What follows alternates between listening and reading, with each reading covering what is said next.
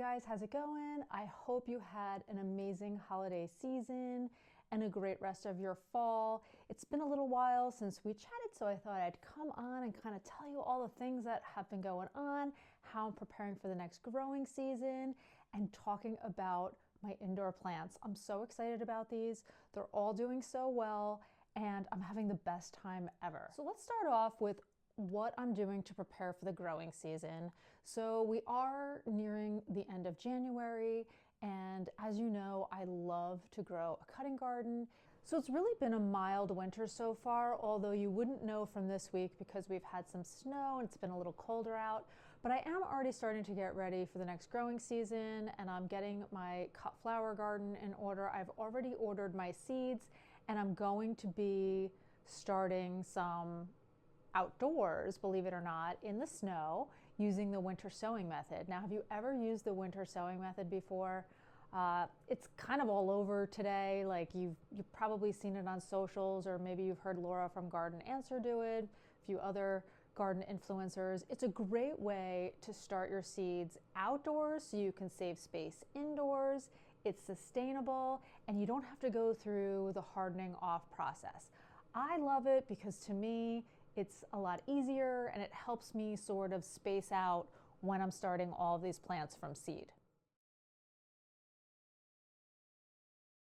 So if you're not familiar with how to do it, I like to collect chicken rotisserie containers. That was a little bit of a tongue twister. Salad containers, anything that you can kind of use as like a little plastic mini greenhouse. And then you just need some potting soil, your seeds. Make sure you're going to label everything. I would label your containers inside and out in case your marker comes off. You make little mini greenhouses out of these like recyclable containers. Now, I've also used some leftover pots and things that I got from like Proven Winners or Monrovia and things like that. So I do use those too, but you have to make sure that you clean them really well with like a 1 to 10 bleach to water ratio. Just to make sure you kill off anything lingering behind. And, however you do it, it's a great way to start seeds outdoors. So, but you can't start everything using the winter sowing method. So some of the plants that I like to do using the winter sowing method is sweet peas, larkspur, calendula, snapdragons. This year I'm going to actually start some vegetables from seed using this method, like lettuce, broccoli, kale, and a couple other goodies. I just got my seed order in from Johnny's. I'm super excited about that. So I'm going to be starting them in like the next week or two. I haven't gotten around to doing it yet. I was actually planning to start this week, but it's a little too cold outside, so I don't want to go out there. I'll go out there when it's like 30 degrees, but when we're getting down to like almost close to zero, Stacy likes to stay indoors. So anyway, that's going to be kicking off my cut flower garden this year. And then I'll move into indoor seed starting, which is going to come a little bit later in February. I just checked my last frost date, and it's significantly earlier than it has ever been. Like for me, I always associated the last frost date in my New Jersey Zone 6B garden being around Mother's Day. But this year, I think it's like April 17th or something like that. Like it's moved up quite a bit, which I'm excited about, but now I got to start things a lot earlier. So there's that. But what I've been doing in the meantime is I've really been enjoying my houseplants. Now, I've actually been growing houseplants for like forever. Like I've been growing them forever. And just to give you a little backstory, when I first started growing them, this is like way back when Chris and I were newly married, and we were living in this tiny 1-bedroom condo, and my neighbor really inspired me to like start growing things. So we just went to like the local home store, and I bought a rubber plant, an alocasia, and I think a zebra plant. And I definitely did not put them in the right place. I loved them a little too much with water, and they succumbed. So got a little down on myself. You know the drill, right? You kind of like, oh, I can't grow anything, can't grow things. Anyway, fast forward, I eventually tried again, and I started with like super easy plants like snake plant, pothos, and like spider plant and Christmas cactus, things like that. And I had some success. So I've really been growing a lot of those easy plants for like several years, and probably most of my gardening life. So I don't know what struck me, but maybe it was because we moved and I have a lot more light here. But I decided about a year and a half ago to try new plants, ones that maybe I haven't succeeded with before, and try some more rare and unique plants just to kind of like change things up. Like I've propagated so many of these snake plants and pileas and things like that. And, you know, while I love them all, it's gotten a little boring and a little predictable.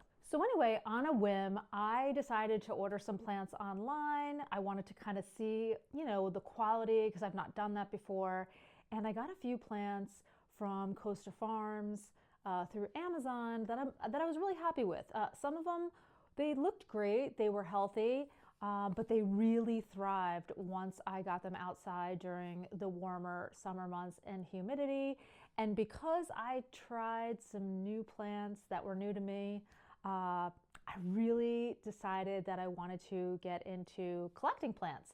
So over the last like year to year and a half-ish, I've started collecting more plants in the varieties that I love, plus trying out some new plants that were just new to me. And I've really gotten into growing plants indoors. Like it's so much fun. And so like you know how you do your morning walk outside and you walk around your gardens and you kind of see like how your plants are doing, what's blooming, you know, is something eating this, how's this plant doing, how's that plant doing, and you kind of do that morning walk. Well, I do that now with my indoor plants, and it is so much fun. I love it. I love tending to them. I love caring for them. When a new leaf opens, it is just so much fun. And so now I'm really trying to explore more indoor plants that bloom so that I can have my flowers indoors. As you know, I'm like a huge flower addict. And so I started growing some plants that, you know, produce flowers. And I want to talk a little bit about some of the plants I'm growing because there's just some cool foliage plants out there with really interesting colors and variegation, flowers, and I'm really getting into it, and there's some really cool plants out there. So really one of my favorite plants to grow is the philodendron. I've had a split leaf philodendron for like probably almost 15 years, and I've propagated it and I've done so many things with it. I've given some away, and I must have like 5 huge plants here, and they're so easy to grow. I've also been growing a heartleaf philodendron that I love, but last year I decided to invest in the pink princess, and that really sparked an interest in me to grow more philodendrons because they're super easy to grow. They're really low maintenance.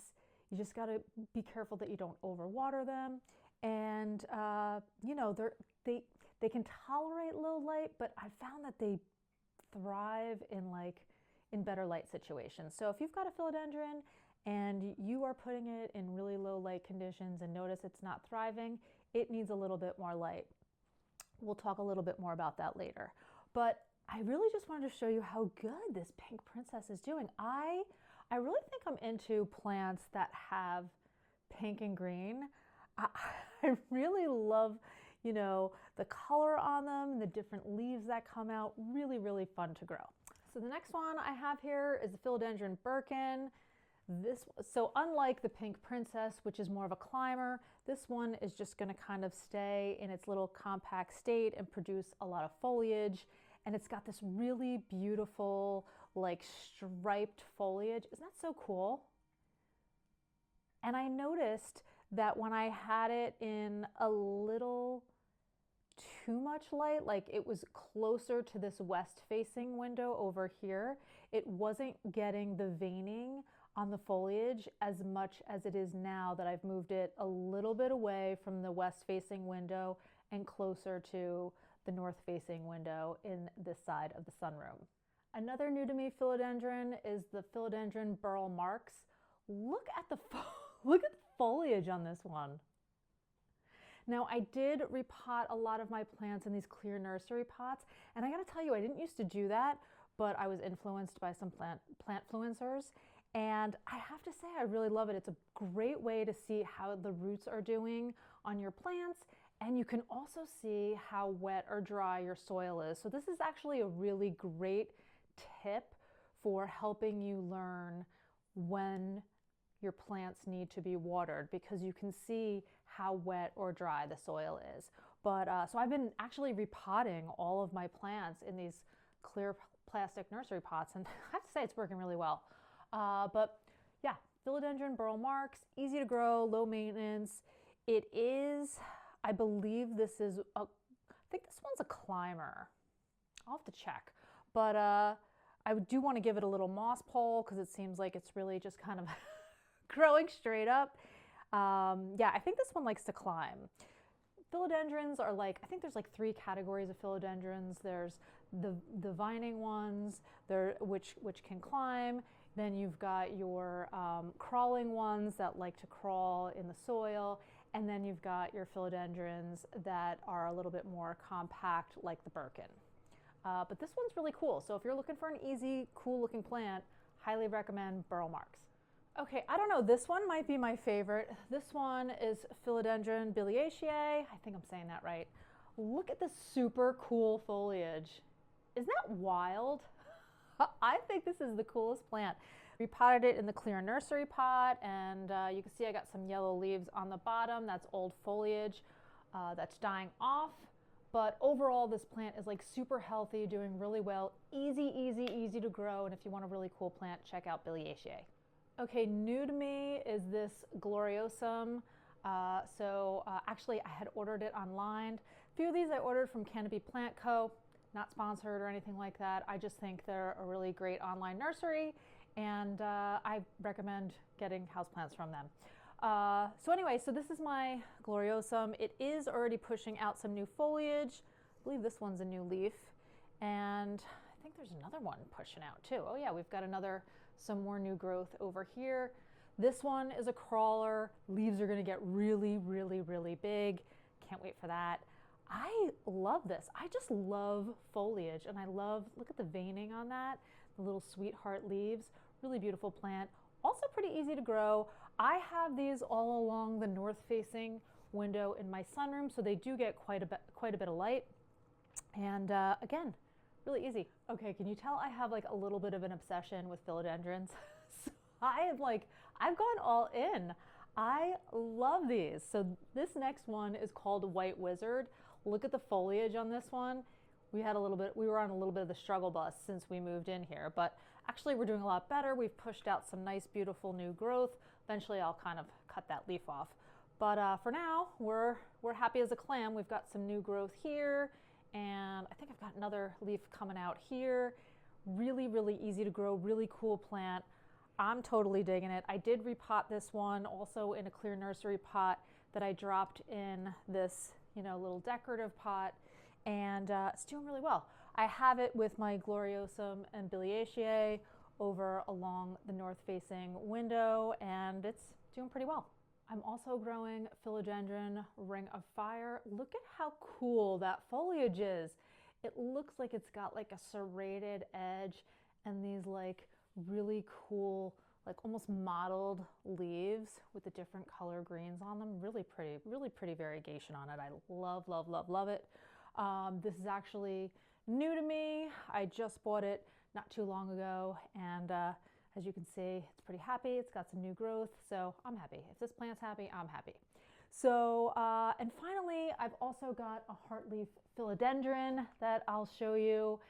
I actually have had this one for a few years now, and this year I decided to try to train it up the wall in the front entry hall, so it kind of like creeps around the mirror and some flea market art that I found this summer. I love it. These little wall clips work really well, and it's really fun, and the plant's having a good time. So I've also got this little willow obelisk in here that gives it something to grow up and adds a little bit more interest to the pot. Really love that too. and also a very easy plant. Now I did add a grow light to this corner of the room, and actually I've bought a few of these for some of my plants because I do want to decorate my home with my plants, and because they're living things and they need light, I supplement light using grow lights like these. I personally love these, this particular one. They just kind of stick right in the plant pot. They've got a timer on them so I can set how long I want them for. And my plants are really thriving because I'm giving them that extra light instead of, having them really far away from a window and then they're not seeing, as much of the light of day. And so I've kind of learned a few things this year with my new plant collection and caring for things. And so I want to kind of talk a little bit about some of the things that I'm doing differently to keep my plants looking really happy and healthy during the winter. Now, I've been a huge proponent of kind of letting the plant go into dormancy and not really feeding it much during the off months, but I started using We the Wild plant food, and I gotta tell you, this is great. I use this and the slow release, and it's made from worm castings, really good for your plants, and it's organic and it's very gentle.